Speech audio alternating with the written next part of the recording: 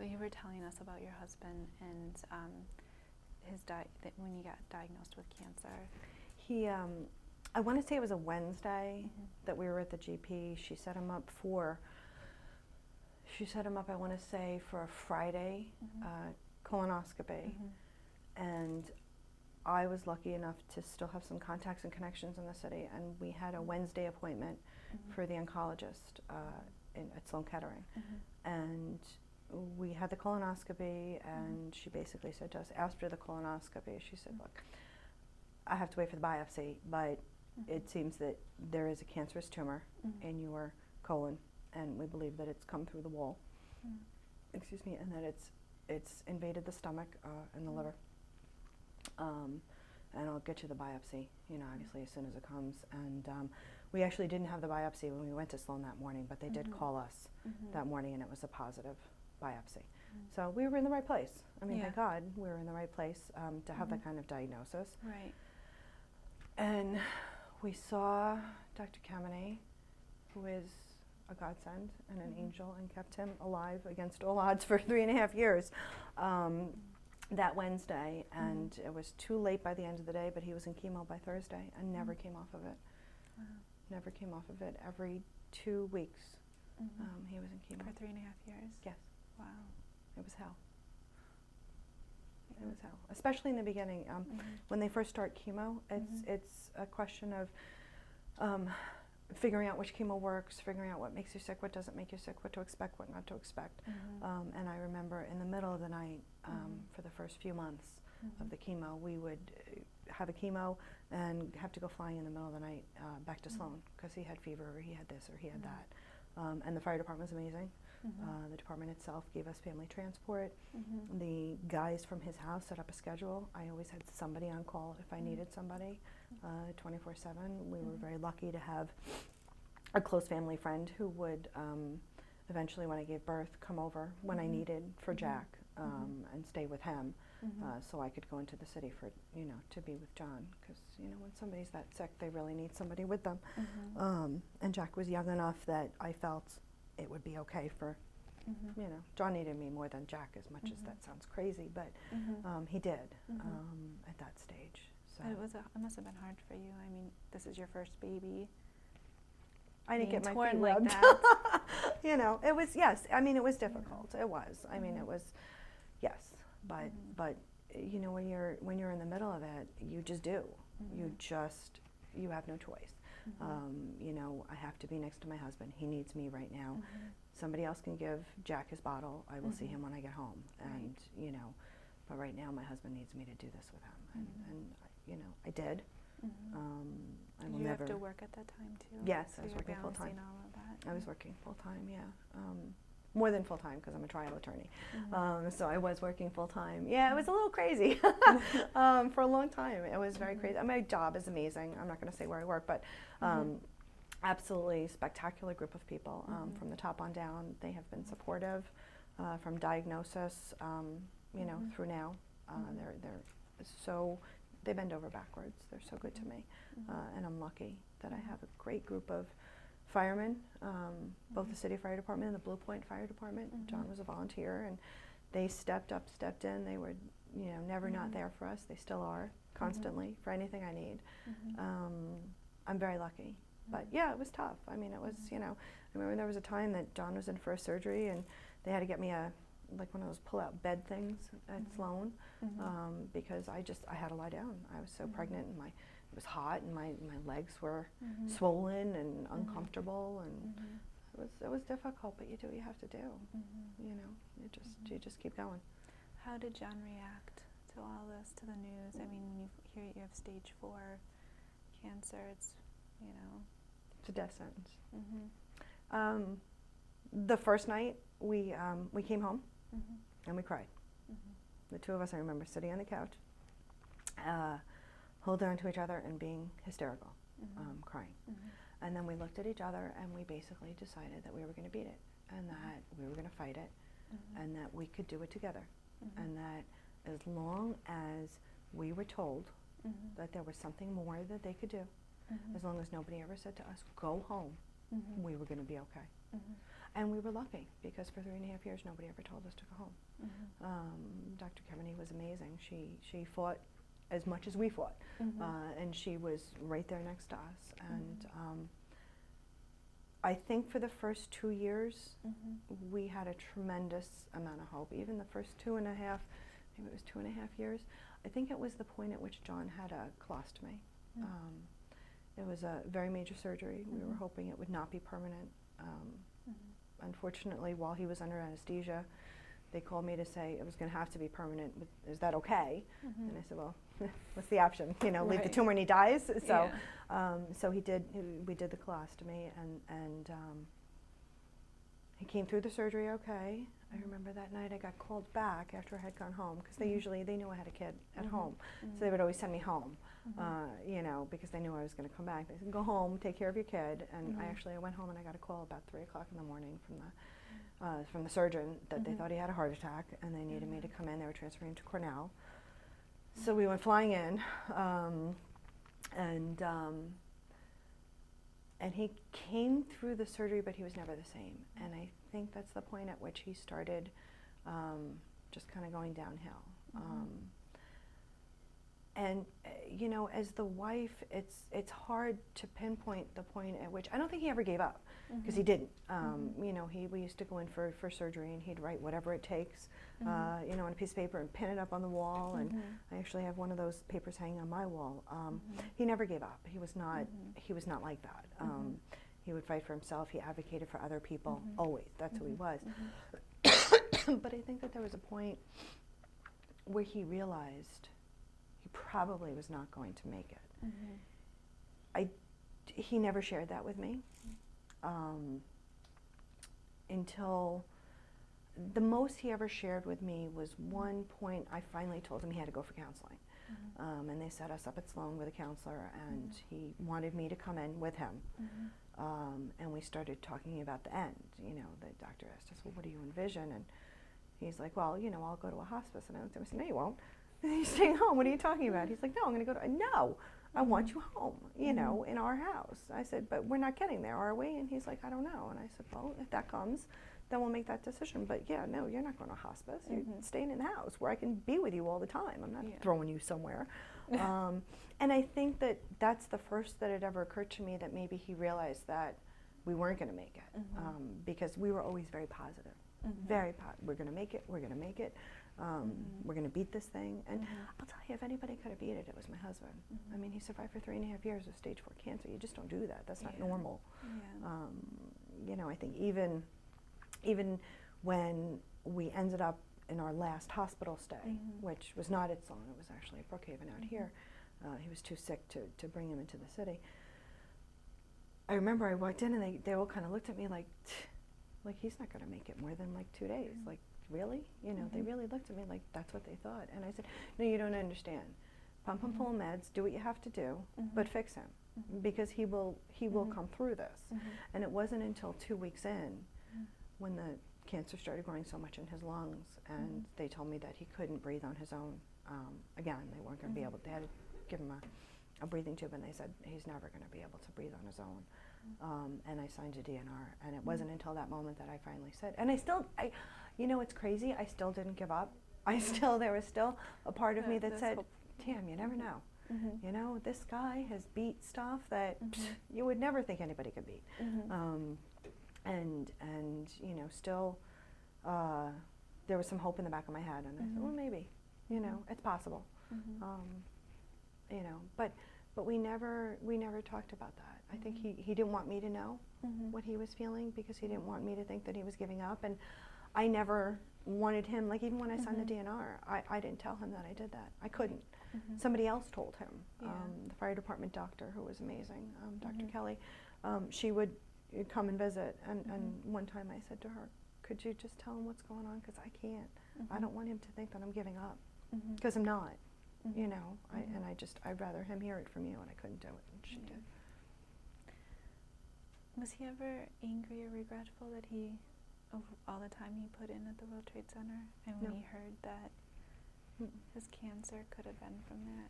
No, and he would have done it again. No, it was his duty, and it was his honor to bring people home. and that was important to him. He made a lot of relationships with the 9/11 families that I continue to this day. He worked beside fathers searching for their sons, and he spoke with mothers and widows. And no, he wasn't angry. He was angry that it happened. You know what I mean? He was angry that here we are with a kid, and all he ever wanted was to be a husband and a father. And he was finally going to be a father. And how long was he going to be able to do that? And was he ever going to be able to play Little League with his kid? That's what he was angry about. But if he had been called upon again, I think he would have done it again. I do. Even knowing the risks Yes. that were there. I do. He was that kind of person. There's some people who tell you no, they wouldn't, but he would. What about the effects it had on your son? I know he was quite small at the time, but, you know. Jack is, Jack spent the first 2.5 years with his father. I mean, I had to work full time, so when I wasn't with him in the hospital, I was at work, and Jack stayed home with Daddy. And I think that was the most amazing thing ever, because I think that he got an opportunity to know his father, and I think that at 2.5, he was 2.5 when his dad died. I think he has memories that a lot of people don't have from that age. You know, I ask him, does he remember these things? And we talk about Daddy all the time, all the time. And I tell him Fireman John stories at night about his dad, and we say goodnight, we talk to him at night, because I told John that if he leaves us, he's got to be there bedtime. You know, and he came to the funeral, not to the wakes, but he did come to the funeral and actually played up on the altar at St. Patrick's and climbed in the priest's lap and generally entertained, you know, the people there. There was a point when I want to say he was about 3, a little over 3, where I think it finally hit him what it meant that Daddy wasn't there and that Daddy wasn't sick. Like for a long time it was, Daddy's sick, he's in the city, he's in the hospital. He understood that. And it took him a while to come to a place where he understood that Daddy was dead. And I was never, I was always very open with him. You know, Daddy died. This is why Daddy died. This is what made him sick. And he tried really hard to get better for you, but he couldn't. And sometimes doctors can fix people and sometimes they can't. I didn't want to sugarcoat it for him, because I didn't think that that would serve Jack well in the future in terms of being able to digest it and understand it. So I was very open with him, and I had spoken to a child psychologist. When John went in the last time, I spoke to somebody, how do I handle this if it goes bad? And they were very helpful. And there was a period where he was angry, you know, where he was very angry. And Jack's an easygoing, fun, cute little curly-haired, red-headed kid. And he's smart, and he's a clown, just like his. I mean, he's really just like his father. It's almost scary how much he is like his father. I mean, I really believe it's not environmental, it's genetic, because it does things that his father would have done, and people look at him and say, oh my God, he even has his mannerisms. People who grew up with my husband, you know, and he got through it, you know, with a lot of help and a lot of love. You know, again, we have a lot of people in our lives who are wonderful and supportive of us. And now he understands that Daddy's in heaven. He doesn't like it. He keeps asking me if Daddy's going to come back, or he keeps devising these ways to get up to heaven.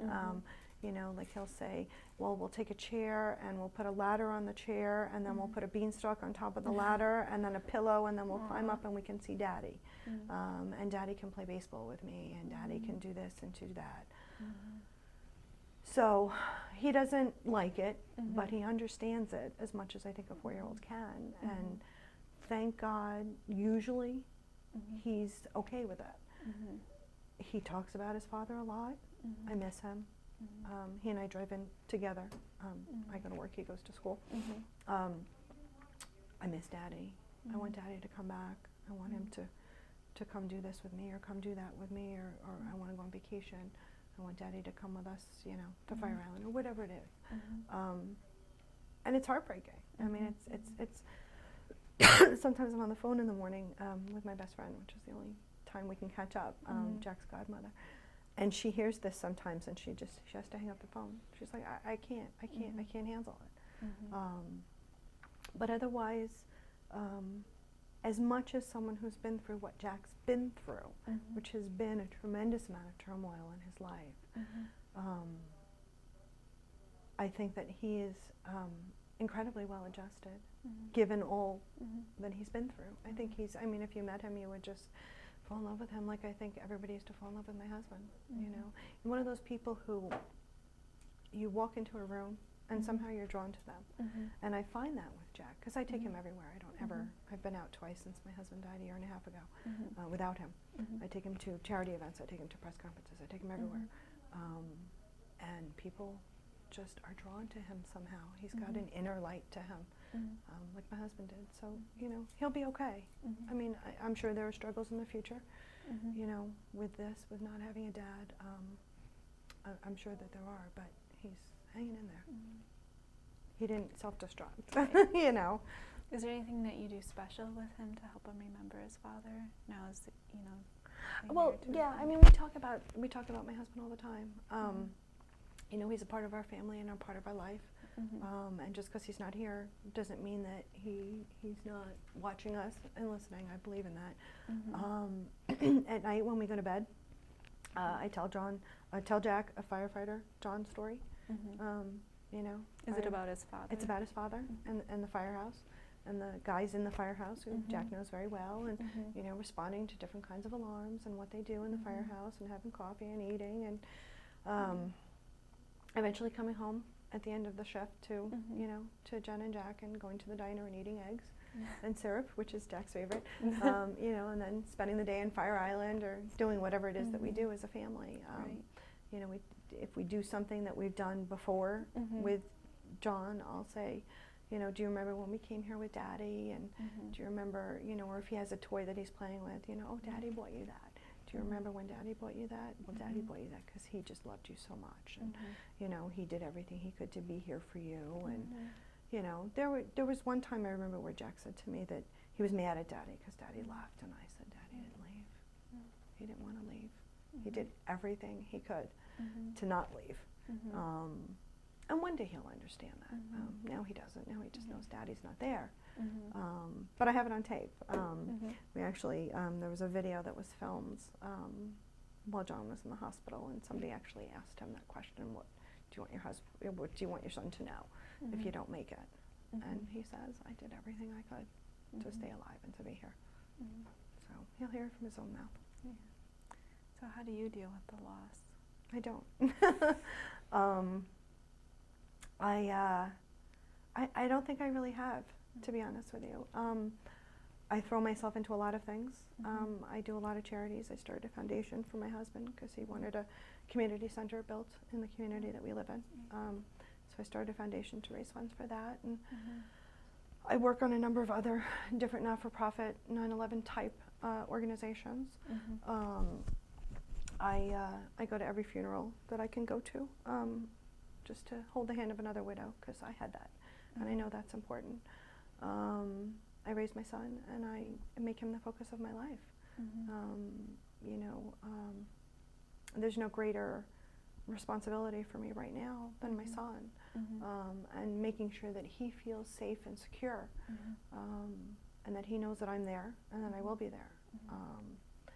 So that's how I deal with it. I work full-time, you know, and I make myself so that I'm exhausted at the end of the day, and I go to bed.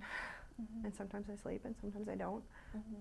You know, it's gotten better, but I still don't think that I've head-on dealt with my grief. I think maybe sometimes that I would have been better off if I just went off the deep end for a little while, as friends of mine have done, but I didn't have that luxury. You know, I had a kid who needed me. He was 2.5 at the time, much younger than 4. You know, there's a big difference in those ages, and I didn't have the luxury of just, you know, shutting down. Yeah, I couldn't do it, so I didn't. So I just, you know, I try and just get through every day, and every day that I get through, that my son goes to sleep with a smile on his face is a good day. And that's the best I can do. You referred to that you try to go to as many funerals as you can with other widows, and I think some people aren't aware of maybe the long-term effects of this disaster. So, they think that the funerals, well, that was, immediately after the event. Can you just talk a little bit about There are hundreds the others? of people who have died as a result of illnesses that they contracted at the Trade Center and their work at the Trade Center. Hundreds. I mean, I think we're close to 1,000 now. And people who have died, tradespeople, volunteers, EMTs, fire department, police department, people from New York, people from outside of New York, people overseas. Guys are dying, guys are getting sick from all sorts of things. I want to say that in the month after John died, I went to funerals for 2 of his close friends. And in the time, I don't even know how many funerals I've gone to. I mean, I don't go to the funerals themselves, I go to the wakes. I think that's where it's more important for me to be. And generally fire department, because I am a fire department widow. So I go to the fire department funerals, and unless it's someone that I know, of course. And I think it's important for those widows to know that they're not alone. A lot of people are not part of this community that I've become a part of, this 9/11 first responder community, and there's a lot of us out there, a lot of widows, a lot of children, a lot of young children, very young children, and I think it's important to support other people, but people are getting sick every day. I hear about somebody new, I hear about somebody else, I hear about somebody dying, contracting something, being diagnosed with something, and crazy things. I mean, not like, not what you would expect. I mean, one of John's friends, one of the guys who died right after him, Richie Mineta, he had like so many different types of cancer in his body, they just didn't even know where it came from. I mean, usually you can track a cancer and figure out where it emanated from. They were baffled. The doctors were just blown away, and that's what you're seeing. You're seeing serious illness. I mean, who gets diagnosed at the age of, what is he, 41? With stage 4 colon cancer with no family history? Like, are you kidding me? That doesn't happen. That's not normal. And it was in a super aggressive form of cancer, and that's what the doctors are seeing, very, very aggressive forms of disease. Now, it's not to say that people wouldn't have gotten things anyway, but it's the aggression and the age, how soon it came out. I mean, I remember people were saying, 10 years later we'll see the effects of cancer. Yeah, no. This is unheard of. Don't tell me that before 9/11 there were this many firefighters who died of cancer. No way, no how. You can choose to believe it, and you can choose to open your eyes and see what's going on, or you can choose to turn your head. I choose to believe it, and I've lived it, so I have kind of no choice. What kind of community support is there for the widows? I can speak for myself. And I can speak for some of my NYPD friends. I know the NYPD friends have the support that we do, very similar support. I have 2 companies of firefighters in Manhattan, well, in Brooklyn, 2 companies that my husband worked at, who are anything I call and ask for, anything I need, anytime, they are there. Their wives are there. I have the Blue Point Fire Department, who is outstanding. The community in which I live, and they come and they shovel my walk for me.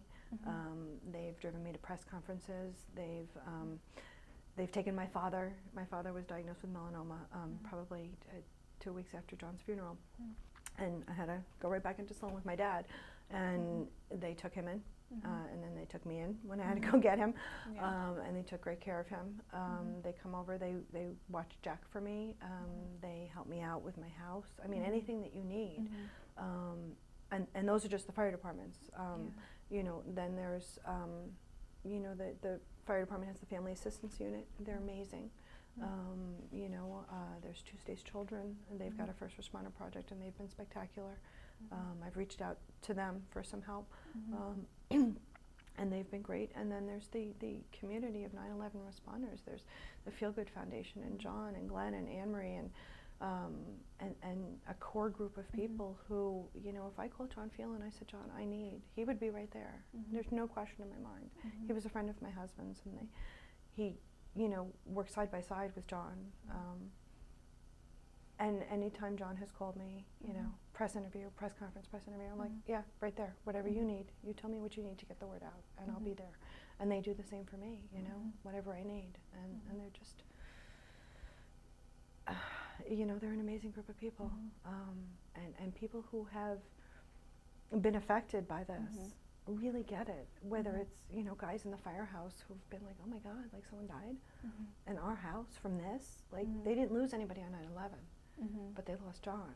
Right. And before they lost John, it was, I don't know how many years, 20, 30 years before they, you know, since they had lost someone. Right. And again, John was a unique person, you know, and he made friends everywhere. I'm not as friendly as he was. You know, I'm really not. I'm a little bit more, you know, sort of to the vest, I guess. He made friends everywhere he went. I mean, I had people who came to his wake who said, you know, we met him once in the pizza place. And I was like, what? You know, yeah, you know, my husband was wearing a fire department jacket, and your husband struck up a conversation with him, and we talked, and we saw his funeral, you know, his notice, his death notice in the paper, and we had to come. And I had people like that, people I'd never met before, that I now have relationships with. And you know, I live in a small town, and that small town is amazing. John has 2 sisters and a brother who have been there for me and Jack 100%. They have been absolutely amazing. They don't live so close. They live kind of up in Westchester, but they come down, they watch Jack's swimming class, and you know, anytime I asked them to be supportive, I was honored at a dinner, and they were right there, front and center. My sister-in-laws, who hate wearing dresses, put on fancy schmancy dresses and came and, you know, and cheered me on, and they've been unbelievable to us. You know, they come for Christmas Eve now, and we go to the cemetery and we sing Christmas carols in the cemetery and decorate a tree. And I'm an only child. My parents are older. You know, my mom's since developed dementia, so they're as supportive as they can be. You know, they live a little out east, but my parents are amazing. I mean, John was like a son to them, and I think it's hit them very hard. You know, having lost him was very difficult for them, but they have Jack, and everybody takes their joy there. I think that everyone really does. And I'm lucky. I mean, as unlucky as I am, I always say I'm lucky because I have people around me, and I have the resources around me, and I have people that wouldn't let me stick my head in the sand even if I wanted to. You know, they would be there and say, come on, you know, let's go. And I'm lucky. I'm very lucky in that way. I have great support. And the widows, I mean, nobody understands like a widow. What we've been through, you know, the people with children, and especially the widows with young children. Yeah, it sounds like it's important to have like that shared experience.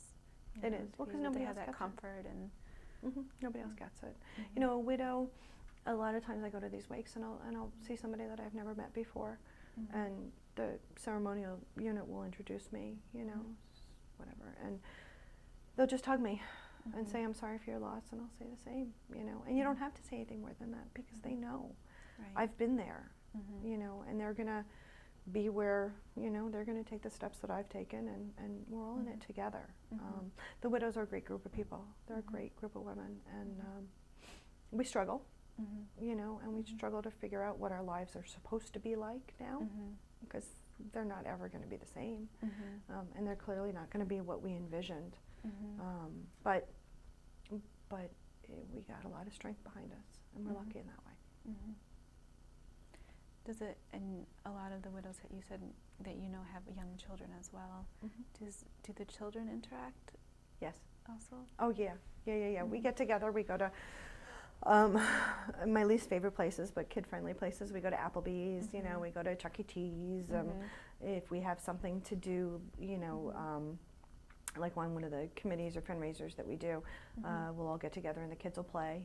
We stop by each other's houses sometimes and get together. And in the summertime, I'm lucky enough to have a nice backyard, and I invite the kids over, and they run around and they play and they have a great time. And Yeah, I mean Jack is the second youngest. There's another one who's very little. She's 1.5 now, and then there are a few who are older. A lot of them are much older, but Jack has one kid that he's close with that's about 5, and those two do very well together. And it's nice because, I mean, at least in terms of the uniforms, the PD and the FD do a lot of things together. So we end up at events a lot together. And of course, as soon as the kids see each other, they just tear off, you know, happily with each other. Right. So it's a nice bond. Yeah. Yeah. So politically, have you, you know, you said that your husband after 9/11 got more involved politically or aware of the politics going. Did it change the way you see things? No, I mean, it made me more disgusted, probably, you know, but no, I was never, you know, it's funny because I'm political, but I'm not political, and if that makes any sense, I can't explain it better than that, but no. No, it hasn't changed my mind. Politicians are politicians, and they're going to do what's right for them. Some politicians are going to go above and beyond, and they really stand by what they believe. Someone like Senator Gillibrand, somebody like Carolyn Maloney, Chuck Schumer. You know, those are people who really care and really advocate and really stand up for what they believe in. For them, I have tremendous respect. But otherwise, a politician's a politician in most ways, unfortunately. Have you, you mentioned like that you've been involved with press conferences. Is that something you, like, were you politically involved or involved so much in the community prior to this? Absolutely not. My husband did all that. When he was sick, when he got diagnosed, he started advocating. Almost the minute he got diagnosed, people would tell me that he would when he was in Sloan Kettering, he would walk up and down the halls, looking for other people who were sick from 9/11 to try and get them help. And then he hooked up with John Field, and he also started something with Kenny Specht called the New York City Brotherhood Foundation to try and help other firefighters and try and get people help, because he said, Jesus, you know, we're out here by ourselves. And he would talk to other people who were sick, anyone from EMS. I mean, it wasn't just fire department, it was anybody who was sick that he could find. And he would call and check in on people and see how people were doing. And anytime John Field had a press conference, he would go. He would go to Washington with John. And no, it wasn't something that I did. I had a full-time job, I had a baby, and I had a sick husband. That kind of thing just was not in the cards for me. I wasn't capable of doing that. Right. It just didn't fit into my schedule, and it was his thing, not mine. When he was sick, I told him that when he could no longer speak, I would do it for him. I would make sure that people got the help that they needed. I would put myself out there however I needed to.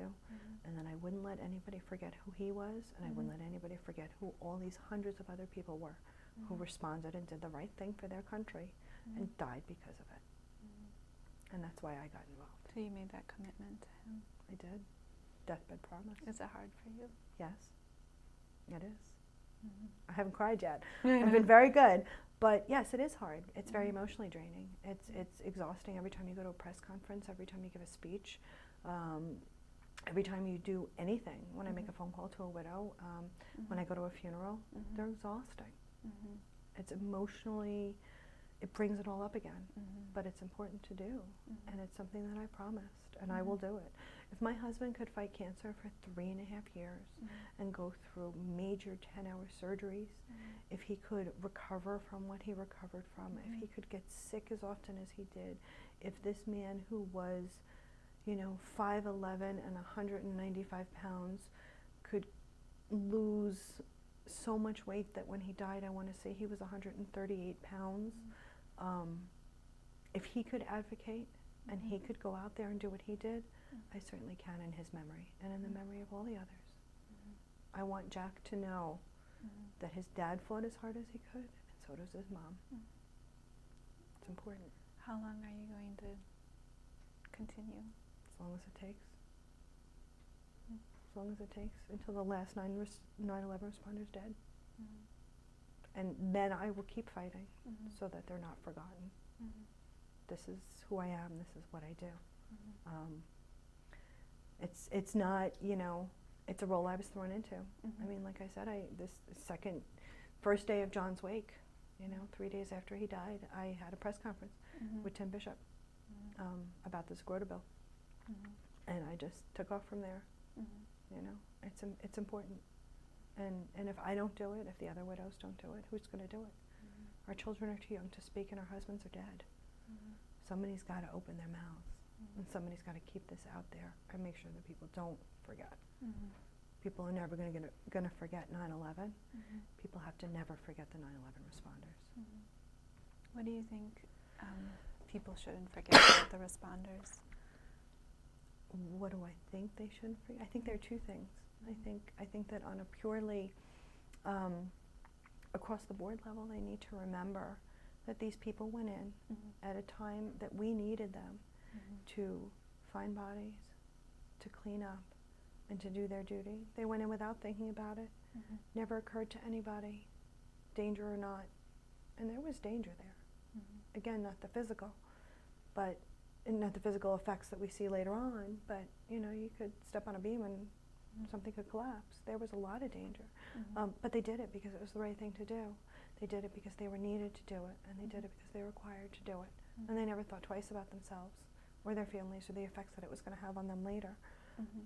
I think the other thing that people need to remember is the individuals. This isn't a mass of people. These are individuals with stories, with personalities, with families, with children, with parents. They're people that they leave behind. And every person who has died has that individual story. And they were all wonderful in their own ways. They were all good people who had such interesting characteristics. And it's been such a pleasure to get to know them through their families, through their widows, through their children, through their parents. And it's important to remember there are a lot of individuals, and they should be known. Are there any lessons that we should have learned or we should learn from 9/11 and all these effects, you know, these health, you know, the health problems that responders are facing now? Is there anything? I think that there are two things. I mean, the obvious, protect them better. I mean, come on, paper masks, I use those when I paint in my house.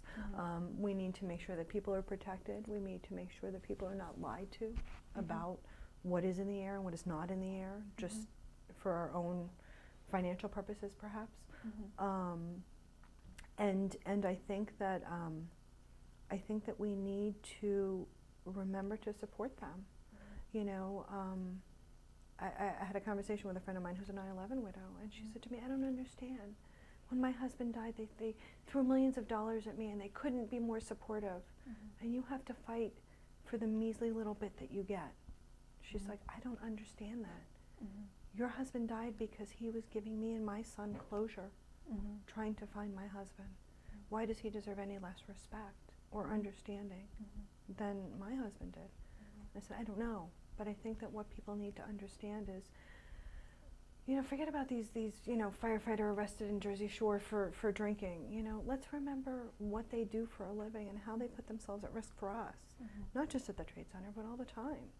You know, and remember that they're all heroes in their own way. My husband never would have accepted that. Hero, he didn't like that. He never called himself that. He wouldn't let people call himself that, but that's what he was. He was selfless, absolutely, utterly selfless. And I think people need to remember to take care of those people and to honor them and support them. Jennifer, I don't have any more questions for you. I don't know if I missed any part of your story or anything else that you want to share with us.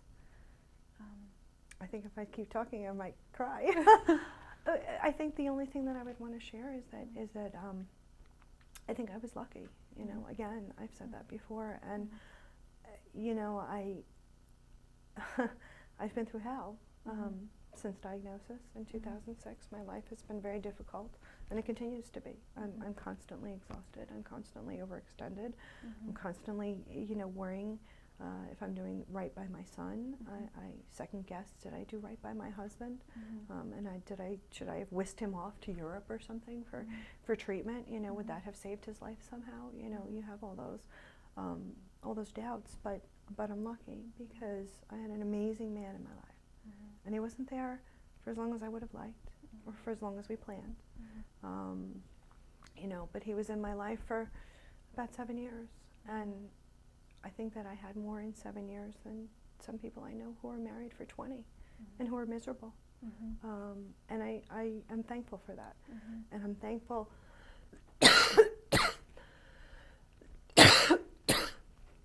excuse me, I'm thankful that and that I got to be a part of his life, because I think, you know, I said at his funeral, it sounds trite, but he made me a better person, and I really think that's true. He did. Just by knowing him, just by being around him, there was a light to him. And I think that I'm also very lucky that I have a community of people around me who support me. I know that there are other 9/11 responders out there who have families, who aren't part of the fold that I find myself in. And it saddens me to think that people do this alone, because they shouldn't have to. And I'm grateful for all the people around me. And I'm grateful for, you know, the fire department benefits. I'm lucky in so many ways. My life will never be the same, ever. And I'll always be sad. And, you know, my sister-in-laws tell me all the time that, and John had said to them, you know, I want her to be happy again. And maybe one day I will. I'm not ready yet. I'm not there. I'm still married. I still wear my wedding bands. A year and a half later, I can't. I've tried to take them off, but I can't. Not because they don't come off, but it just doesn't feel right to me. I'm not ready to let go. I suppose one day I will be. But I'm lucky. In a lot of ways, I'm lucky. I have a beautiful, wonderful child. And maybe I wouldn't have had that. But I have somebody who is going to grow up and I think be a lot like his dad. And that's important, that John has that legacy. So that's about it.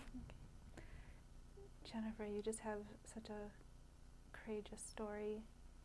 And so I just wanted to thank you, because I think it's really important, and I think you're a very strong woman, and I think it's an important story for people to hear.